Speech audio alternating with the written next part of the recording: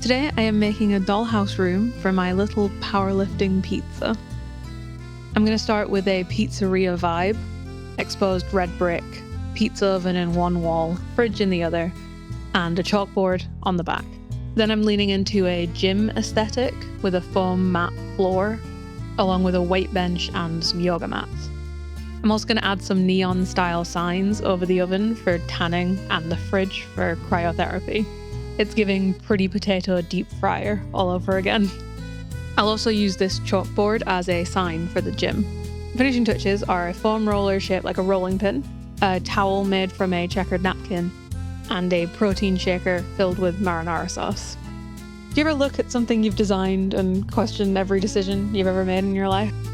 There's no time. This video is already a week late. Let's start on the walls. After I spent forever on the castle stones for the last room, I'm taking the lazy route by just carving bricks into some sheets of foam. I'm not actually sure that it ended up much quicker because I still had to go over each line a bunch to deepen the grooves enough for the mortar, but it's definitely easier to film. Once the grooves are deep enough and the walls are stuck on, the whole thing gets coated with a mix of white paint, Mod Podge, and a really fine sand to act as the mortar and also give the bricks a bit more texture. Then I painted each individual brick a brick red, carefully trying to avoid touching the mortar lines.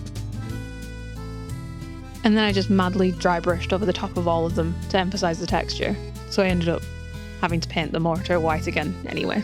And with the walls finally finished, we can move on to the floor. I found this textured foam sheet. It's not exactly like those gym foam tiles, but it's close enough for an anthropomorphic pizza.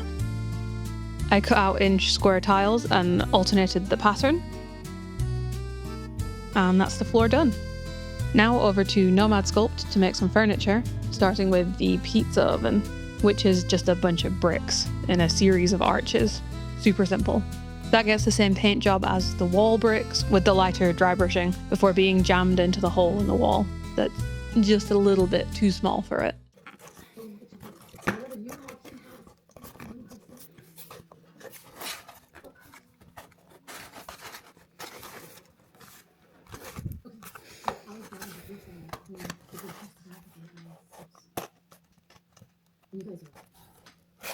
The fridge is another very easy sculpt. I did have to talk myself out of trying to make a fridge that opens. There's no need for it to open, I just wanted it to. I can always replace it with an opening fridge in the future, if he really needs it. Basic fridge gets a basic silver coat of paint and then gets slotted into its correctly sized hole.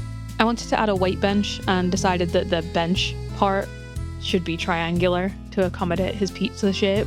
This stupid stuff is what I love about making these rooms. Obviously I had to redesign the weight bench so that it made more sense for the slice of pizza to use. The bench gets painted with various silvers before being stuck at the back, and I only got a little bit of super glue all over the floor because I put it down wrong at first. For the sign I just made a shape that I liked, gave it a frame and painted that up to look like a chalkboard. I finally decided on a name for the gym, the Iron Oven, and my partner pitched the tagline Forged in Flames, so I added that on there as well. Printed that off, stuck it in the chalkboard, and that gets stuck to the wall. And not a single person, including me, is going to point out that it's not properly centered in the room. Why do I think I can eyeball these things? While we're making signs, let's switch to the neon signs for the oven and fridge. I found a cursive font that kind of made sense as neon and cut the words out with my Cricut. I did manage to goof while weeding and pull the bottom of the G off. So enjoy this shot of the top of my head as I try to stick it back on so I don't have to recut it.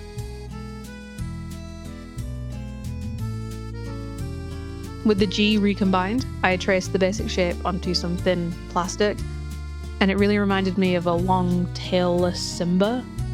Anyone else see that? Is it just me? I also cut the same shape out of some red acetate and stacked all those up to give something that is kind of reminiscent of neon. The cryo sign is the exact same, but with a blue acetate. The yoga mats are just rectangles of foam. I placed one in the front of the room to add some colour because it was getting a bit dark in there with the black and the bricks. And I rolled up the rest to place along the wall at the back. I cut out a bit of red and white checked napkin to act as a towel. Then we're back to Nomad Sculpt to make the foam roller rolling pin. I masked out a foam roller-esque pattern onto a cylinder and cut it out, added some rolling pin handles and painted it in that unnatural blue that foam rollers are often found in, and that gets nestled on the mat next to the towel. The lids of protein shakers are weird, with the hingy bits and the long flappy part that closes off the mouth hole. Those are all technical terms. I managed to smush some shapes into something resembling one, but I don't imagine it makes any mechanical sense. The lid part gets painted black while I stick the bottom cup part to a paper shot glass and make a mold. I want to cast this part in resin so it's at least kind of clear. I did manage to get my mold making goo all on the sides of the pouring cup though, so it is now stuck to me forever. Once the mold is set, it gets filled with UV resin. I figured I could use UV because the cup is small enough and clear enough that it should set in the mold, and it did. The shape was actually really good, the clarity a little less so. I think there was some of the white tack I used when making the mold in the mold, and now that's just kind of a part of the cup forever, but that's fine. Protein shakers are often frosted plastic anyway.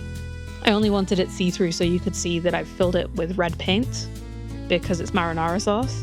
So if you were waiting for the bit of the video where I put way too much effort into something that barely matters, there you go.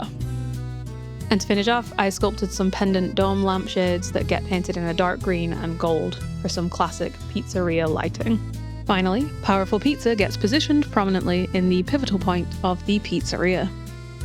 And here is his room. When I planned it, I imagined it as an actual commercial gym, but because of the room size, it's giving more home gym. And I just love the idea that this little guy made his own sign for the gym in his basement. I think my favorite part is the foam roller rolling pin. It's just so concisely silly. Give this video a like if you liked it, and subscribe if you want to see me make more of these dollhouse rooms for my random buddies.